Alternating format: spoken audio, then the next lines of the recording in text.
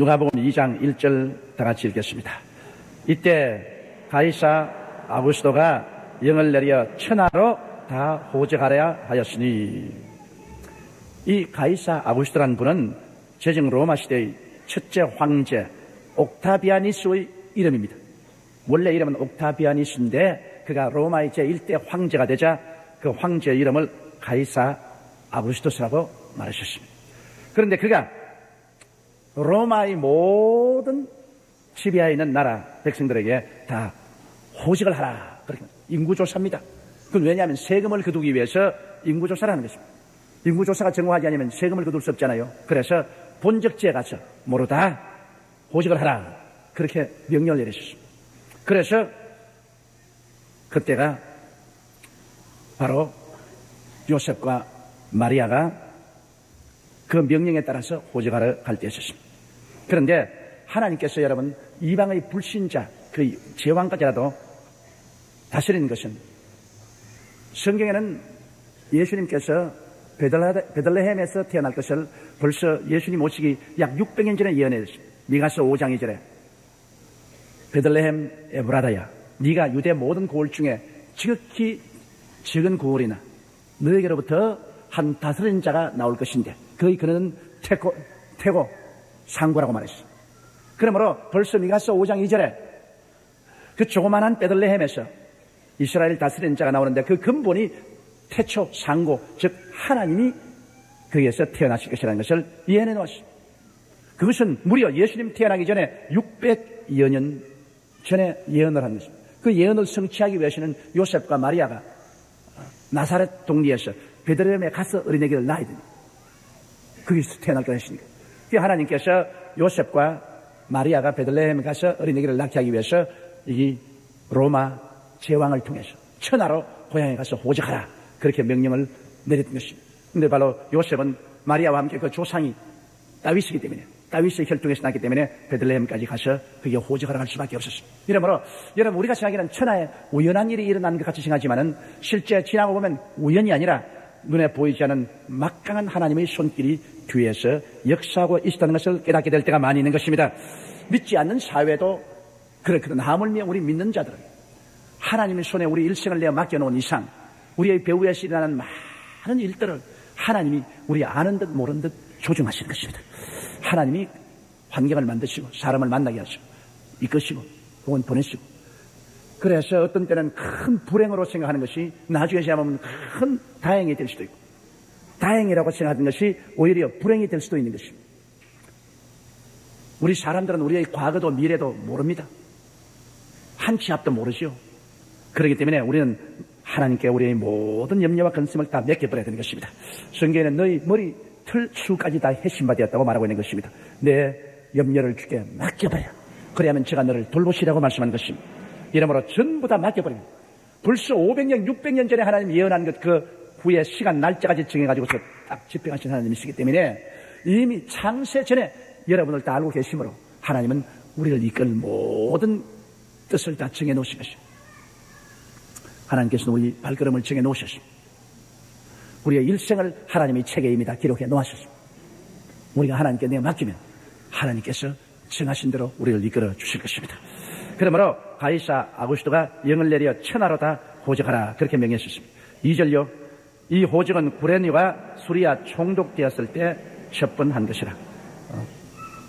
수리아의 총독이 바로 이 구레네였는데 그 당시에 그 팔레스타인 지역을 다스리던 사람 중에 한 사람이었습니다.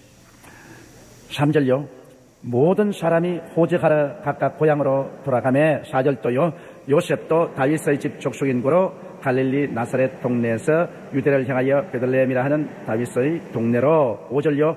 그 정오한 마리아와 함께 호적하러 올라가니 마리아가 이미 잉태되었더라. 그 명령을 따라서 모든 이스라엘 사람들이 이제는 뭐 산지 사방으로 자기 고향 땅에 가서 호적하려고 가는데 여기에 요셉도 이제는 마리아를 데리고 호적을 하러 가야 되는 거죠. 근데 실제는 여자는 갈 필요가 없습니다. 남자만 가도 되는데 마리아가 만삭이 되어 있는데 요셉 집안에서 마리아를 돌볼 사람이 없습니다. 내가 보기에는 요셉이 아주 외로워서 일가 친척이 아무도 없었든지, 그렇지 않으면 장가도 가지 아니하고 약혼녀에게 속도 위반으로 어린애기를 잉태하게 했다고 해서 온 집안에서 미워해가지고서 내가 쫓아버렸든지 저는 돌봐줄 사람이 없어요. 요셉 혼자 호적하러 갔다 올 수도 있는데도 불구하고 그 마리아가 만삭이 되어 있기 때문에 그 마리아를 두고 갈 도리가 없어요. 이래서 살든지 죽든지 우리 함께 가자. 그래서 요셉이 마리아를 나귀에 태우고 조심조심 갑니다. 만삭이 되었으니까 빨랑빨랑 걸어갈 수도 없죠. 그러니 앞서간 사람들이 미리 가서 모두 다 여관은 다 차지해버리고 나중에 늦게야 가보니까 어디 있을 때가 있어야죠. 그래서 할 수 없이 독리 밖에 있는 짐승의 우리, 짐승이 쓰다가 버린 그 우리에 들어가서 거하게 되고 거기서 어린애기를 낳게 된 것입니다. 이런 것도 다 하나님의 섭리입니다. 예수님께서 가난하고 헐벗고 굶주린 자의 벗이 되기 위해서 가장 가난한 처지에서 주님이 태어났거든요. 예수님이 만일 좋은 자리에서 태어났었으면 가난한 사람은 우리와 상관이 없다, 우리는 이해하지 못한다, 그렇게 말할 수 있을 것입니다. 예수님은 가장 높은 자리에 있으면서 가장 낮고 천한 자리까지 내려오셨죠. 극심한 가난한 중에 그는 태어나신 것입니다. 이러므로 요셉도 다윗의 집 출신으로 갈릴리 나사렛 동네에서 떠나서 유대를 향하여 베들레헴의 한 다윗의 동네로 정원 마리아와 함께 호적하러 올라왔는데 마리아는 이미 만삭이 되어 어린아기를 낳을 딸이 다가왔신 것입니다. 6절요. 거기 있을 그때 해산할 날이 차서 마라들을 낳아 강보로 싸서 구유에 누였으니 이는 상관에 있을 곳이 없습니다. 그래서 베들레헴에 올라가서 아무리 여관마다 돌아다니도 있을 곳이 있습니까? 여관 중에서 방 하나 주세요. 내 아내가 만삭이 됐습니다. 언제 놓을지 모르니 방 하나 주세요. 방이 있어야죠. 그리고 일반 주택에도 들어가서 방 하나 좀 빌립시다. 아무래도 벌써 먼저 온 사람이 다 정리하고 올 때 갈 데 없어. 그게 뭐 급하지요. 별 도리 없으니까 독립밖에 짐승의 버린 우리가 있습니다. 그러니 얼마나 허술하겠습니까? 뭐 담배락도 무너지고 그 안에 지푸라기도 별로 깔려있지 않았을 것입니다. 허술하게 짝이 없는 그런 짐승의 우리에 들어가서 그런 어린애기를 낳았습니다. 자, 산파도 없지요. 아무리 누가 도와준 사람이 있습니까? 아마 요셉이 혼자서 어린애기를 받는다고 혼이 났을 것입니다. 더구나 초산부 어린애기 받는 것 쉬운 일이 아닙니다. 경산부는 쉽지만 나는 우리 맏아들 받는데 혼이 났기 때문에 내가 어린애기 난다면 지금 몸소리가 칩니다. 요 사이야 다 아무래도 병원에 다 가죠. 그러므로 여러분, 하나님이 세상을 이처럼 사랑했다는 그 이처럼을 여러분 우리가 알아야 되는 것입니다. 보통 사랑이 아닙니다. 가난하고 헐벗고 굶주리고 버림받은 사람까지 소외감 당치 않고 다 마음대로 주님께 나올 수 있도록 해 주시려고 친히 가난하고 헐벗고 굶주리고 소외된 그런 처지에까지 낮아져서 하나님이 태어나셨다. 그건 참으로 깊은 감사를 우리가 하나님께 드려야 될 것입니다. 8절요. 그 지경에 목자들이 밖에서 밤에 자기 영단을 지키더니, 이 크리스마스가 여러분 우리 한국에는 12월 25일 날 하니까 이 화이트 크리스마스로 눈이 오고 그런 데서 예수님이 태어났다고 생각하는데, 겨울에 무슨 목자들이 밖에서 양떼를 지킵니까? 추운데 집에다 들어가 버리지. 목자들이 들에서 양떼를 지키다는 것은 들의 양이 풀을 뜯어먹고 있을 그때, 들에서 노숙을 해도 죽지 않을 그때니까 내가 보기에는 늦은 봄 같습니다. 늦은 봄, 이런 여름이든지. 그런데 왜 12월 25일 정하느냐 하면, 이 서양에서 12월 25일 날 겨울이 지나가고 봄이 다가오는 그 기점이라고 합니다. 그러므로 날짜에 구애되지 아니하고 예수님이 이 땅에 오셨다는 것을 기념하기 위해서 우리가 크리스마스를 지내는 것입니다. 그게 중요합니다. 꼭 12월 25일 날 오늘 예수님이 오셨다, 그것이 아닙니다. 예수님이 이 세상에 오셨다, 이게 중요한 것입니다. 이러므로 이번 다가오는 크리스마스 날은 여러분 마음속에, 이 날은 우리 기독교회에서 예수님 태어난 것을 기념하는 날로 정했다, 그러므로 오늘을 기념하자, 그런 마음으로 해야지 오늘 여기에 태어났다, 그건 아닙니다. 왜냐하면 이 성경에 보면 분명히 그 지경의 목자들이 밖에서 밤에 자기 양떼를 지키던 예수. 양떼들은 풀을 먹고, 그리고 목자들은 밤에서 양떼를 지키고 있어도 춥지 않았습니다. 이러므로 늦은 봄 아니면 이런 여름철 그때쯤 되셨습니다. 자, 9절요. 주의 사자가 곁에 서고 주의 영광이 저희를 두루 비추며 크게 무서워한 점. 갑자기 그들이 모여 앉아가지고서 이야기를 합니다. 아마 그들이 이야기를 할 때 그들의 조상 다윗에 대한 이야기라든지 선지자에 대한 이야기 같은 그런 게 했는지도 모릅니다. 갑자기 옆에서 그냥 보니까 어떤 사람들이 서 있거든. 보니까 천사들이 옆에 양상을 서 있어. 깜짝 놀랄 거 아니겠습니까? 그러고 난 다음에 하늘에서 헤드라이트 같은 빛이 쫙 비춥니다. 요사이 소위 말하는 UFO가 온 것처럼 막 하늘에서 빛이 확 비추. 옆에는 천사들이 서 있고 하늘에서는 막 환한 빛이 그들에게 두루 비추니까 혼비백산할 건 아닙니까? 우리 오늘날 시대라도 혼비백산할 것이니 오늘날은 과학이 하도 발달돼가지고서 하늘에서 불 비치는 것도 얼마인지 우리가 비칠 수도 있고 천사를 만들어가지고 옆에 세워놓을 수도 있고 이러한 시대에도 갑자기 그런 일이 생기면 우리 놀랄 것인데 옛날에야 그런 게 어디 꿈이나 꿉니까? 천사들이 옆에 갑자기 서고 그 다음에는 막 하늘에서 빛이 내리비치고 하니까 이 목자들이 굉장히 놀란 것입니다. 마음에 두려움이 꽉 들어찼습니다. 10절요. 천사가 이르되 무서워 말라. 보라 내가 온 백성에게 미칠 큰 기쁨의 좋은 소식을 너에게 전하노라. 자, 그러니까 무서워하지 마라. 온 천하 만민에게 전할 큰 기쁨의 좋은 소식을 너에게 전한다. 좌우간 이 세상 역사가 생긴 이후로 이같이 크고 기쁜 소식이 있을 수가 있겠습니까? 사람이 천년 만년을 살아도 죽어서 지옥으로 떨어지면 절망 아닙니까? 그런데 이 죄에서 용서받고 지옥에서 건진받아 영원한 천국으로 가는 길을 여는 구주가 오셨다. 구주가 와서 우리를 건져주시고 구원해 주신다니 큰 기쁜 소식입니다. 이것이야말로 온 천하가 깜짝 놀랄 기쁜 소식입니다. 이런 소식을 전하기 위해서 천사들이 목자들에게 찾는 것입니다. 그럼 왜 천사들이 그 많은 사람 다 두고 목자들에게 꼭 찾아왔느냐? 그 이유가 있습니다. 목자는 양을 돌보시오. 예수님은 우리의 목자로 오시기 때문인 것입니다. 예수님이 목자장이고 그러므로 목자들은 바로 예수 그리스도가 우리 영혼을 어린 양처럼 돌보시는 목자장이기 때문에 상징적으로 목자의 모든 양을 돌보는 그 행위가 예수님이 우리를 돌보는 것과 같습니다. 그렇기 때문에 먼저 상징적으로 목자에게 되는 것입니다. 야훼는 나의 목자시니 내게 부족함이 없으리라. 야훼를 목자로 상징했기 때문에 주님께서 먼저 목자들에게 나타나신 것입니다. 이러므로 오늘 예수님께서 목자이므로 여러분 목자는 세 가지 일을 꼭 합니다. 첫째로 목자는 양을 인도하는 것입니다. 그러므로 여러분 우리의 일생을 주님께 맡기면 반드시 주님이 인도하십니다. 목자가 인도하지 않은 양은 없습니다. 언제나 목자가 앞서서 산과 들로 골짜기로 인도하시는 것입니다. 둘째, 목자는 양을 지킵니다. 여러분 주님께 여러분을 맡겨놓으면 주님께서 반드시 여러분을 지켜주시는 것입니다. 여러분의 일생을 지키시는 것입니다. 셋째로 목자는 것은 양을 기르는 것입니다.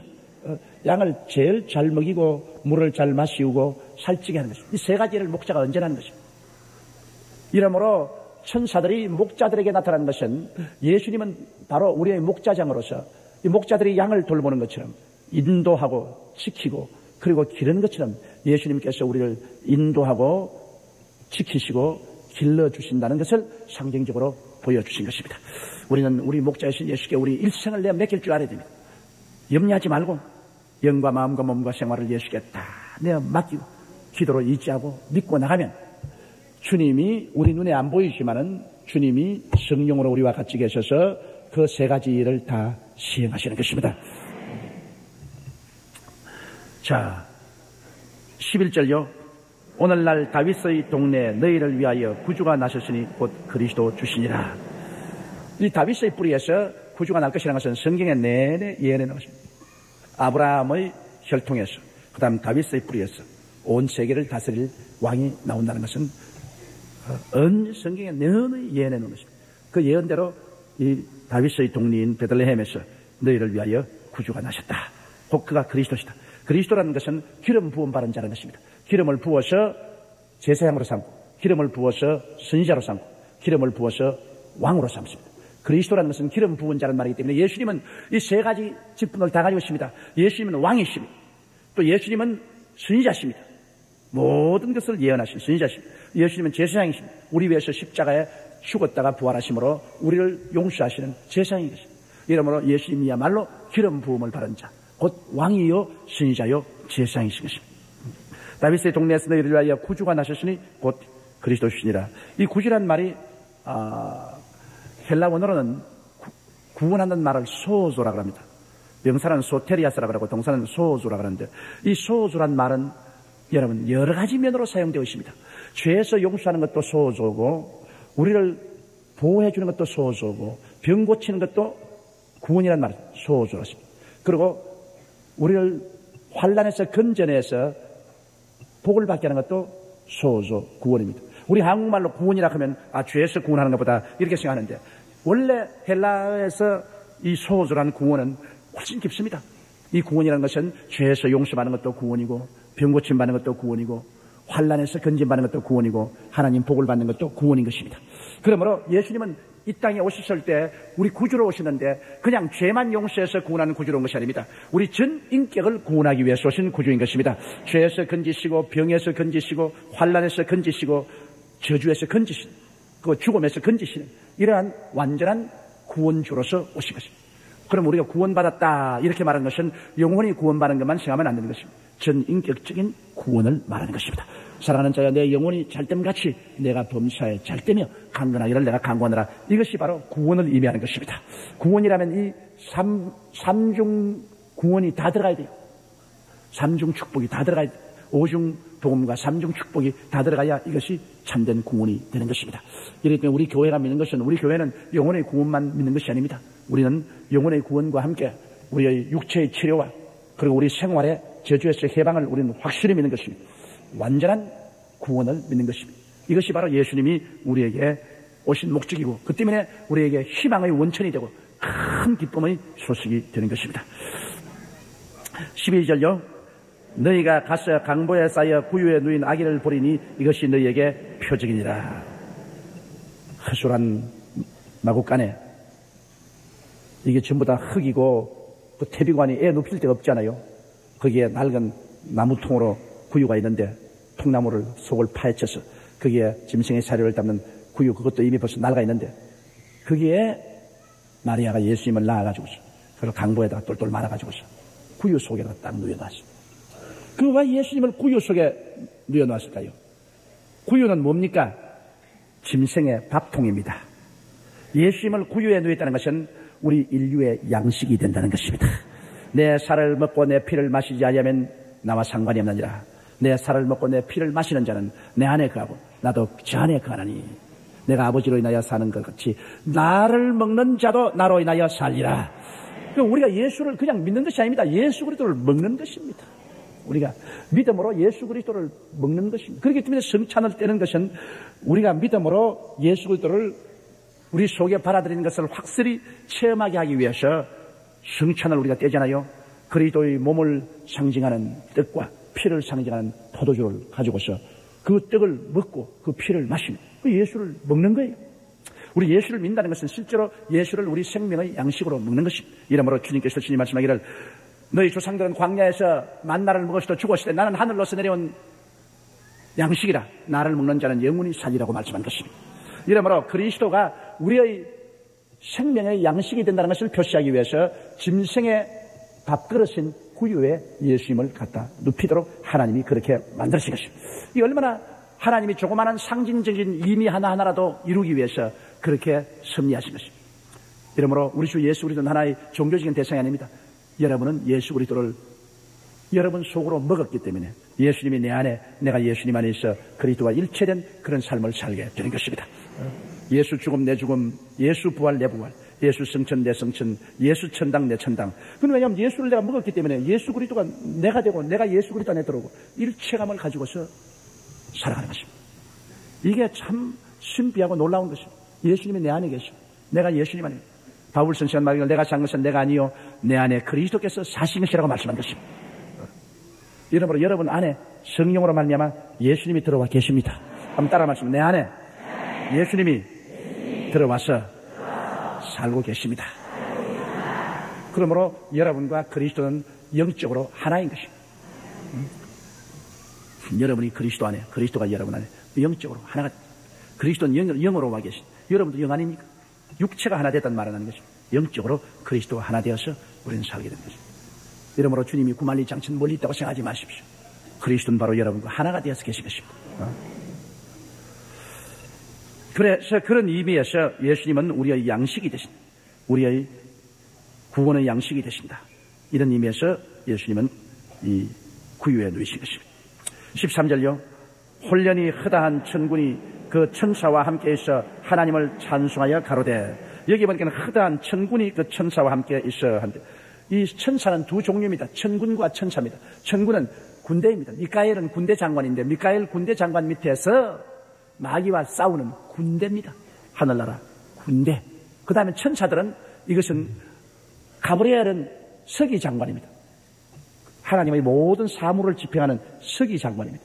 그 서기 장관 밑에 있는 모든 천국의 공무원들. 그러므로 천군은 마귀와 싸우고 우리를 구원하기 위해서 싸우는 군인들 천사고, 그리고 그냥 천사는 사무천사입니다. 하나님의 말씀을 전달하고 그것도 하나님께 보호하고 하나님 심부름하는 그런 것입니다. 그러므로 군대 장관은 미카엘이고 그리고 서기 장관은 가브리엘입니다. 그래서 그 밑에 천사가 둘로 나누어지죠. 이러므로 예수님 태어나실 때도 호련히 허다한 천군이 또 그 천사와 함께 모여 하나님을 찬송하여 가로되. 14절요. 지극히 높은 곳에서는 하나님께 영광이요 땅에서는 기뻐하심을 입은 자들 중에 평화로다 하니라. 지극히 높은 곳에 계신 하나님께는 말할 수 없는 영광입니다. 왜냐하면 하나님의 소원이 아담 하와 이후로 하나님을 배반하고 나간 인간들을 다시 구원해서 하나님께로 돌리려 하는, 이것이 하나님의 뼈저린 소원이었습니다. 그런데 이 하나님의 소원을 이루어 주시기 위해서 하나님 아들 예수님이 이 땅에 육신을 입고 태어나시니 이 얼마나 큰 영광입니까? 하나님의 소원을 이루어 주시기 위해서 예수님 오신. 오늘 여러분 한 사람 한 사람이 예수를 구주로 모시는 것은 그것 자체가 하나님의 소원을 이루시는 것입니다. 하나님의 자녀인 여러분을 구원하시는 것이기 때문에 하나님의 소원이 이루어지는 것입니다. 그게 하나님이 크게 기뻐하고 즐거워하는. 이러므로 그리스도가 오셔서 하나님의 소원을 이루기 위해서 하늘 보좌를 버리시고 인간의 몸을 쓰고 태어난 그것은 하나님께서는 큰 영광입니다. 하나님의 뜻을 이루는 큰 영광이 되고, 또 이 지상에 사는 사람은 이제 하나님의 부르심을 받고 택하심을 받은 자에게는 거대한 평화입니다. 그 평화는 뭐냐? 이제는 하나님과 원수된 것이 다 사라지고 예수 그리스도 안에서 하나님의 사랑을 받게 되니까 하나님과 인간 사이에 거대한 평화가 이루어진 것입니다. 예수님 오시기에는 하나님과 사람 사이의 원수가 되십니다. 죄악으로 말미암아 불순종하고 불신앙의 원수가 됩니다. 예수님 오심으로 말미암아 그 보혈의 능력으로 이제는 완전히 화해가 되고 하나님의 자녀가 되었으니 그 마음속에 평화가 말로 다할 수가 없습니다. 여러분 그렇습니다. 여러분께서 죄를 짓고 불순종하면 제일 먼저 표적이 어디서 오냐? 마음이 불안해지는 것입니다. 내가 예수 믿는 사람이 기도도 열심히 안 하고 하나님께 불순종하고 주일날도 떼먹고 11조 떼먹고 이렇게 하더라도 속이 불안합니다. 앉으면 쓰고 싶고 서면 앉고 싶고 뭐가 뭔지 자꾸 불안합니다. 그러나 회개하고 자복하고 예수 그리스도의 보혈로 씻고 나면은 마음이 편안하게 됩니다. 하나님과 화해되고 하나님의 임재하심이 마음을 잡을 때 편안한 것입니다. 주일날 교회 와서 예배드리고 나가면 마음이 편안합니다. 또 수요일날 여기 와서 여러분 기도회를 하고 나가면 마음이 편안합니다. 인생에서 마음의 평안이 가장 행복의 기초가 되는 것입니다. 마음이 평안한 것만큼 행복한 것이 없어요. 그 다음 15절요. 천사들이 떠나 하늘로 올라가니 목자가 서로 말하되 이제 베들레헴까지 가서 주께서 우리에게 알리신 바 이 이루어진 일을 보자 하고, 그러고 난 다음 천사들이 싹 사라졌더만. 목자들이 정신이 번쩍. 자, 이거 참 하나님께서 우리에게 천사를 보내서 이렇게 보여주셨으니 우리 한 베들레헴으로 가보자. 그래서 목자장인 예수 그리스도를 목자들이 와서 제일 먼저 경배한 것입니다. 그건 아주 마땅한 일이죠. 예수님이 목자장인데 목자들이 와서 제일 먼저 경배해야 될 것은 마땅한 일이죠. 그래서 목자들을 불러서 그리스도에게 경배하게 한 것입니다. 16절요. 빨리 가서 마리아와 요셉과 구유에 누인 아기를 찾아서 17절요. 보고 천사가 자기들에게 이야기에 대하여 말한 것을 고하니 18절요. 듣는 자가 다 목자의 말한 일을 귀히 여기되. 그들이 찾아가서 아니 아니라 베들레헴 독립 밖에 있는 짐승의 우리를 찾아보니까 거기에 요셉이 있고 마리아가 있고 그 다음 아기 예수가 구유에 항구에서 누워 있습니다. 그들이 말하기를, 야, 이거 우리가 벌써 천사에게 보고받았습니다. 천군이 노래하고 천사가 노래하면서 하늘에서 찬란한 빛이 비치면서 우리에게 말씀하기를 온 세계를 구원할 구주가 태어나서 지금 짐승의 우리 말구에 누워 있다고 말씀을 하셨습니다. 그러므로 우리가 그 말씀을 듣고 왔습니다. 그 요셉과 마리아가 들을 때 얼마나 몸에 소름이 끼칠 정도로 장엄해졌습니다. 물론 마리아는 하나님께 계시를 받아서 처녀가 잉태하여 아들을 낳았죠. 요셉도 꿈에 마리아 데려오기를 두려워하지 말라. 그가 낳은 아들은 성령으로 잉태돼서 낳은 아들이다. 그렇게 말씀 들었지만은 여기 목자들이 또 난데없이 뛰어와가지고서 하나님께서 그들에게 다시 이런 계시를 주시다는 확정을 해주신 것입니다. 여러분, 하나님의 계시와 인간이 만든 생각과 뭐가 다르냐면요, 하나님의 계시는 언제나 짝이 맞아 들어가는 것입니다. 내게 하나님 계시가 왔으면 그 다음에는 이 계시가 저쪽에서도 맞춰주는 계시가 오는 것입니다. 언제나 두 사람 이상의 증인을 세워야 하늘나라에서는 증거가 되는 것처럼 하늘나라의 계시는 여러분 언제나 내 혼자만 마음속에 받는 것이 아니라 상대적으로도 그 증명이 됩니다. 그러므로 여러분, 예수 그리스도의 탄생도 보십시오. 예수 그리스도의 탄생도 마리아에게도 계시가 와, 요셉에게도 계시가 와 어린아기를 잉태했죠. 그럼에도 불구하고 베들레헴에 가서 어린아기를 낳으니까 이제는 바깥에서 그 계시에 대한 확증이 옵니다. 천사들이 와서 목자들에게 구주가 태어난 것을 이야기해서 목자들이 찾아와가지고, 그래서 예수께서 구주가 되심을 확증했고, 또 그 다음에 더 큰 외부적인 확증이 또 있었어요. 누굽니까? 동방박사 세 사람 귀한 예물 가지고 산을 넘고 물을 건너 별 따라왔도다. 제가 목소리가 나빠 그랬지 목만 좋으면 한 곡 좀 뽑았을 것인데 목소리는 자신이 없어요. 그러나 하나님이 예수 그리스도께서 구주가 되신 것을 다시 한번 요셉과 마리아에게 내적 계시가 아니라 외적으로 보증하기 위해서 목자들만 보낸 것이 아니라 동방박사 세 사람에게 별을 보내주었어요. 그 별의 인도를 따라서 왔다. 여러분, 동방이라면 지금 말하면 이란이나 이락입니다. 이란이나 이락에서 별을 보고 그대 말을 타고 왔다면 적어도 한 달 내지 석 달은 걸렸을 것입니다. 옛날에 대한민국의 남쪽에서 한양천리를 오는데도 한 달 동안 말을 타고 왔다 하는데, 이란이나 이락 지구인 저 동방에서 베들레헴까지 오는데 적어도 한 달 내지 석 달은 걸렸습니다. 벌써 이렇게 예수 그리스도 태어나기 벌써 한 달이나 석 달 전에 벌써 하나님은 별을 지적을 해가지고서 그 별이 자꾸 이끌더랬어요. 그 옛날에는 별을 자꾸 쳐다보고 연구를 하늘을 쳐다보고 별을 쳐다보고서 천계의 운행을 바라보고 그들이 나라와 개인의 운명을 점치는 그런 사람들이었어요. 근데 참 희한한 별이 하나 더. 이 별이 가만히 있는 게 아니라 자꾸 가거든. 그러니까 그 사람들이 도망가면서 별만 쳐다보고 따라오는 거예요. 자꾸 따라오다 보니까 이 별이 베들레헴까지 와서 그리스도가 태어난 그 위에 탁 머물거든요.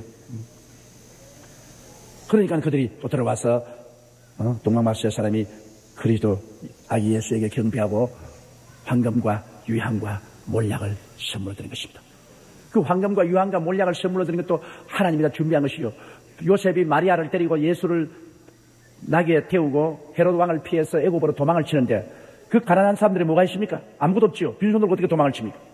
그런데 하나님은 벌써 그들이 애굽으로 갈 수 있는 여비를 장만하기 위해서 동방박사들에게 왕이 태어난 그 별을 보게 하고 그 별을 따라서 왕에게 드리기 위해서 황금도 요만 가지 왔겠어요? 아닙니다.